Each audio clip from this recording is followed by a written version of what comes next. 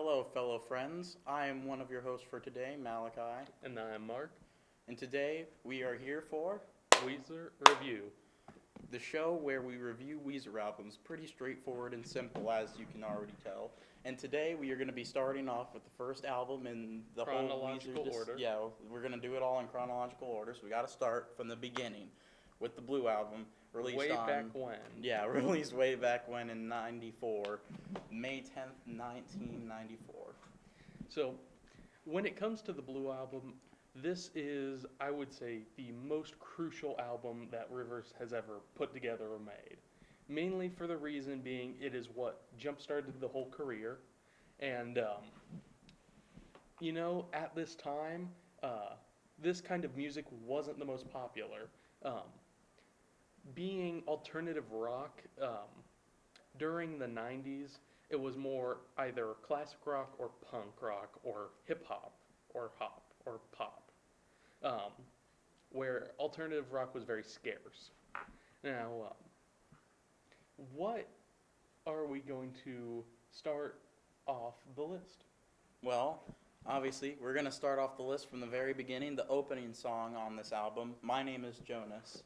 Now, this one is a personal favorite of mine because it's got nostalgia attached for me because I didn't hear it when it came out, obviously, but I heard it when I was playing Guitar Hero 3, and that was one of my favorite games when I was growing up, and this was one of my favorite songs from that game, and I remember playing it over and over and over again, and just being in love with how it sounded, and I just really like this song, really. There's not much I can say, just a special shout out to the part where the harmonica jumps in with the guitar solo. That was a really fun moment. Now, yeah, you were mentioning the mixture of the guitar and the harmonica, and we do see this more later in Weezer's career, don't we? But I have to say this was probably one of the more risky elements that they've actually added into their music. Mixing certain instruments that don't quite meet up one to one, however, make a very melodic creation of their music, and adds a very nice depth to it, where you're actually jumping in more of a pool rather than a kiddie puddle. Now, My Name is Jonas is an interesting song because of the fact that, to me, it feels like Rivers was trying to more or less express himself and try to be himself in his own music,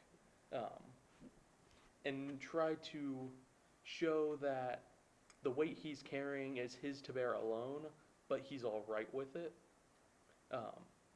Thus, when in the song he says, "My name is Jonas and I'm carrying the wheel."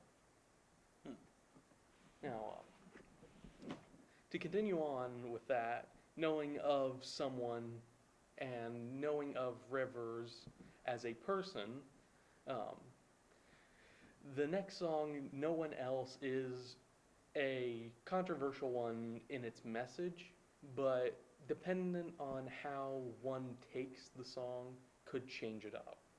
Now, firstly, I think that No One Else is a very good song, just as song goes, but secondarily, the message behind it can be taken two different ways, where your first take was, I was thinking that it was a song about a pretty controlling boyfriend. I mean, the lyrics say it pretty clear. The chorus, I want a girl who laughs for no one else. That's pretty controlling in my opinion, and I mean, the whole song's that way. It never really sours it for me because I think it's a really catchy song, and I always get it in my head. So, it's able to get past that for me.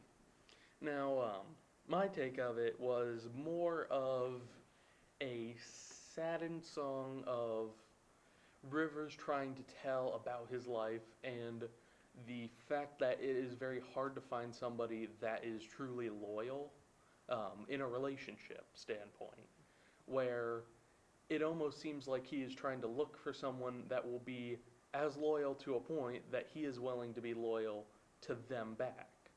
Um, which to me sounds like a fairly healthy relationship, even if on the surface level it kind of seems a little bit overbearing or controlling. So next up, we have "The World Has Turned and Left Me Here." A pretty good song. I enjoy it a lot, and I feel like the opening part to it really draws you in, and that's one of my favorite parts of the song. Other than that, there's not much to it for me. I just like it. I think it's all right. Well, like you said, the very beginning really pulls you in. It almost reaches to the same gravitas as the message of the song as well, where the message seems to be something more along the lines of, I have been put in my place and I will deal with my own situation, where no one can really choose where they are plopped into life. All they can really do is control how they control themselves in it. And I think this message really hits home to a lot of people, especially nowadays, and ever since anyone has been able to remember, not everyone has a perfect life, you know. Our next song is Buddy Holly. Now, I'd say this is an interesting song for a couple of reasons. One, at the time, it was a little off-kilter, I'd say, for the standard. Considering the other Weezer songs where this seems to be a lot more shallow, at least on message standpoint, where it more or less is just a fun song to listen to, isn't it? Definitely. I'd say it's one of my favorites. It's like, I know how I said that no one else was a catchy song. Well, that's an understatement for Buddy Holly. It is pretty much always in my head. The chorus is so much fun. Ooh, you, I look just like Buddy Holly. I love that. It's so much fun to listen to, and I pretty much memorized all the lyrics just because they're just fun to sing along to. It's one of those songs that if you're sitting in the car and you hear it come on, you and your buds in the car are going to sing along. It's just a fun song to listen to, and I enjoy it every time it comes on. So you memorized all 7 lyrics? Yeah, there's not a lot of lyrics, which is why it's a good sing-along Oh. song, you know? So, like I said, this is very different from the other Weezer songs in the album, I think, especially because of one of the facts that Buddy Holly actually had its own music video, which being in reference of the hit TV show Happy Days, right? Mm-hmm. It's an interesting take on it, to say the least, and I think they did very good in the music video by itself. It connects very heavily to the actual song and connects to the actual feel of the show in a way, where in addition, I would say that the just the references overall and the setup of the music video is very enjoyable to watch. It's very easy to digest as a viewer and doesn't have any deeper meanings behind it, just like the song doesn't either. Next up, we have another pretty good song on this album, Surf Wax America. This is a very energetic and fast-paced song, and it feels like it encourages fun, like talking about how the other guy in the song, probably just referring to anyone really, you take your car to work and I'll take my board. It's like a kind of childlike view on things, and I feel like it encourages a childlike fun kind of feel to it, and the whole song just kind of gives that air, and it's a really fun song. Now, I think you're really on the nose when it comes to talking about the connection of the singer and other people in general when he's talking about, you'll take your car to work and I'll take my board. Where if you want to dive a little deeper, I believe the message behind it is almost the connection of duality between the idea of the American dream, where the idea is to be in a perfect world where if somebody wanted to, they could have all the freedom that they wanted. And the idea behind that comes very, very lighthearted and very child-esque in its ideas, because it's freedom for freedom's sake and not really thinking of connections to the actual real world, where the other half of it, the actual workers' mentality of the song, is a very, very easy to understand but very somber idea overall. And the message is not quite met up to the expectation of the song itself, I would say, where you wouldn't really get a good connection between listening to the song and listening or reading the lyrics. Just because I think the song is very upbeat, very catchy, and very almost tropical, wouldn't you say? Um, so, next is an interesting song, a very famous song, I would say, from Weezer, Undone, or also known as the Sweater Song. Now, what is your take on the Sweater Song overall? It's a song that I definitely feel has a deeper meaning to it that I can't find, even though it probably is easy to find. I'm just not that good at picking it out. Because at the beginning, there's people talking. It's a conversation of some sort about a party. I normally skip these kind of parts because I'm just ready to listen to the song itself, which is a pretty good rock song. I enjoy it a lot. Not much else to it because there's really not that many lyrics. The verses are pretty short, and the chorus is what is the main draw to the song. And I really like the chorus, so the song's all right with me. I do understand what you're saying. You feel like there's a deeper meaning to it because I believe there is. In Undone, there is a heavy theme of leaving, as having somebody hold a strand of a sweater while the other person leaves or walks away is a very known idea for a lot of people nowadays, where mutually deciding in a relationship when it is time to break it off or leave, and having one person hold on to the idea while the other person gives up and walks away is a way to unravel the ideas and the thoughts of the relationship on at least one of the two ends. And eventually, when it is all said and done, it's gone. The idea is still there, left with the strand, but it's no longer in the shape that it used to be. And it's a very relatable song, I would say, for a lot of people nowadays, wouldn't you? Mm-hmm. Now, our next song is very relatable, but for a very subject amount of people. So, our next song, In the Garage, is a very fun song, to say the least. Very upbeat, very peppy, and very campy, I would say. Now, what do you think about In the Garage? In the Garage, I love In the Garage. The harmonica opening to it gives me a lot of comfort, feeling of comfort. Like the song says, in the garage he feels safe. And when the harmonica comes in and plays, it really does give the air of a sort of home-like area where you're cool with whatever you're doing because no one else really cares. So, and that's pretty much what I feel the song's about, because I mean, in your own house, it's not like anyone else is worrying about what you do. So you're free to be yourself and do what you want to do. And I feel like that's a pretty good message. And the song itself is really fun, and I like it a lot. It's a good song to listen to. Now, I would say you are very on the nose and very, very sure about yourself when it comes to what the meaning of the song is, which I'd say your meaning hits it right on the head, where In the Garage is really about being able to be true to yourself in your own situation that you can control and not caring about how other people can judge you in your own safe space.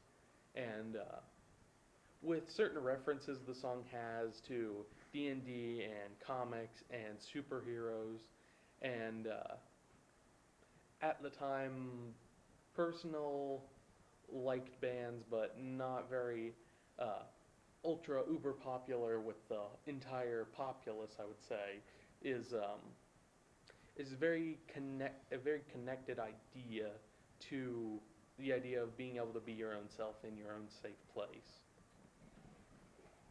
Next, we have a big favorite of mine, Say It Ain't So. Now, I, don't, I know this is also a song that I haven't looked in deep enough to, but that's just because the song itself is really good, and I just love listening to it every time it comes on. The quiet parts to it, I like them because they lead up to the big hitting drums and really, really strong guitar, and especially on the solo is so good, and I love it a lot, and I have a favorite of, because in the music video, when this guitar solo is going on, the group is just playing hacky sack, and I just think that's funny. So I'd like to give a special shout out to that moment in the music video. Now, Say It Ain't So is a very, very emotional song. On the same, hitting into the same vein of previous songs, The World Has Turned and Left Me Here, and My Name is Jonas, where the fact of the matter of the song is mostly about Rivers and his relationship with life in general and his relationship with his father, which in his younger life there was either little to no connection, and it was a very negative relationship where his father basically walked out on him and his mother. And the song is more or less about dealing with his life up until the point where he decides to try to reconnect in a way to see how his father is doing. Not to rekindle the relationship, but to see what has happened thus far. And nowadays, more than ever, I would say this is a very real song, a very hard-hitting home song about broken families, broken homes, but people dealing and striving and making their way into a positive life from their negative beginnings. All right. Next, we have a song that, I mean, I'm not the biggest fan of, Holiday. Now, I feel like I have repressed memories about this song because I can't really remember much of it. I remember it being all right up until this point where they just keep singing Heartbeat in a really annoying tone, like Heartbeat. Now, I mean, it wouldn't really bother me if it was in a different kind of tone. I mean, repeating lyrics aren't really that big of a deal on most songs. But the way they sing it is just kind of off to me, and it kind of really annoys me. So most of the time, if I'm listening to the song and I start hearing that part, I skip it. The rest of the song's all right, but it's just not a favorite of mine. Now, again, Holiday isn't a very deep song. It's not as shallow as Buddy Holly, but it's also not as deep as Say It Ain't So, where this is a nice middle level, just about a relationship and about an ideal, where, and I know that you said this is not one of your favorite songs. This is one of your least liked songs, I would say.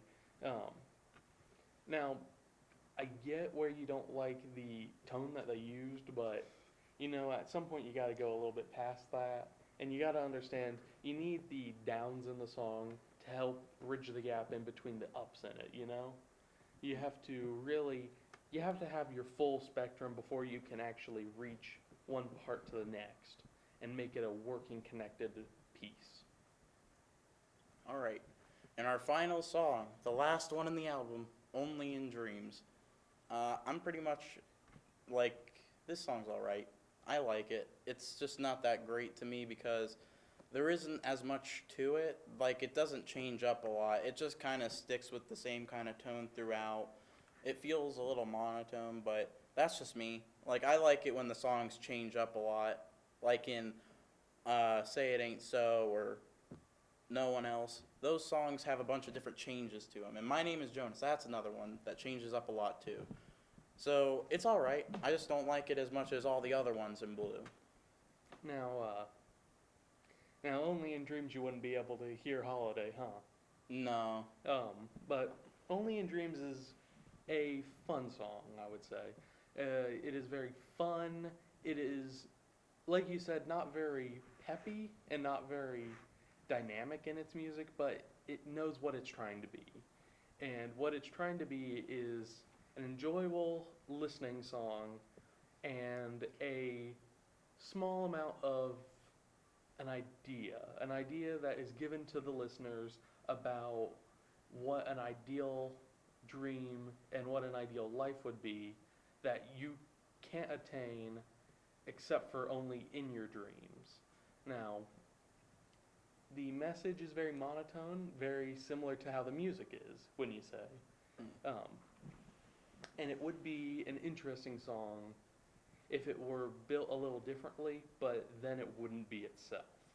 And I'd say out of the Blue Album, especially, Rivers was trying to really hit home about being yourself and doing what you want, not letting other people control and dictate what your destiny is, you know? Yeah, I can understand that. Now, at this point of the show, we are going to talk about our favorite and least favorite songs of this album. Now, Spicy. I would reckon you would want to go first. So, should we talk about our favorites or least favorite first? Let's start with least favorite. Alright. So, if I didn't make it pretty obvious at the beginning, Holiday is probably my least favorite song for the reasons I stated when I was first talking about it. The repeating heartbeat is kind of annoying to me, and even though I pretty much like the rest of the song, and if it was just that, I'd be pretty happy with it and really enjoy it, but it just kind of throws me off a lot whenever that part comes up.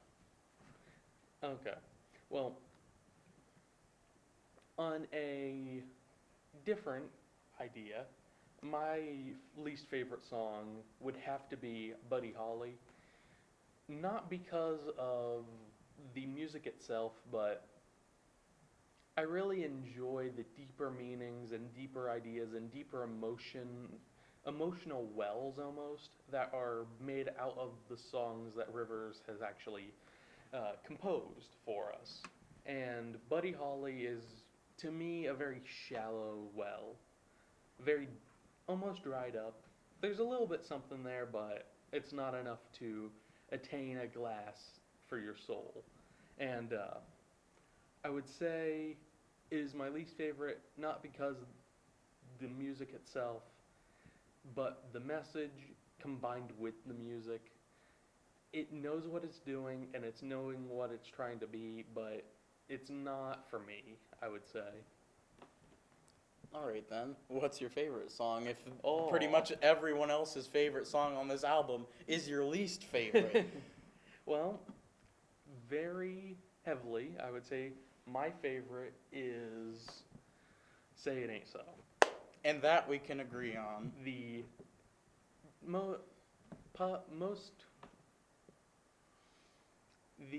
most famous, I would say, or at least most well-known Weezer song. One, because of its meaning, two, because of its emotional energy, and three, just because it is a great composition of music overall. It has a great rhythm, it has great dynamics, and it has a great melody that bridges the gap in between. Yeah, I'd say for pretty much all the same reasons. I really like that song. It's a banger. I want to drum on the table whenever I hear the drums hit. Bow, bow. It's a big hitting drum, and I love the song for it. Now, the final segment of our show will consist of a rating that both me and Malachi give the actual album itself. Woo! Now, personally, I think this is one of the better Weezer albums. Not the best, but it is very good, and most certainly not the worst. So, giving this album, I would have to say, I would give that a nice little 8 Matt Sharps out of 10. Perfect. So, this is pretty much one of my favorite albums. I love this one a lot, and pretty much every song I'm okay with, except for Holiday. It's okay, though. It's okay. Don't worry, guys. It's okay. So, most of the songs I'm okay with. No, don't kill me. It's okay. They're all okay. which is why I'm willing to rate this 9 Matt Sharps out of 10. A very solid album. Well, I'd say if we take the total, I'd say we would get a nice little happy 8.5 Matt Sharps out of 10. A beautiful score. Yep. A beautiful score for a beautiful album. And I would hope that you would all join us next week where we will be reviewing Pinkerton. Yeah, maybe give that a couple listens. That would be nice. Yeah. Woo! See you, gents. I'm out.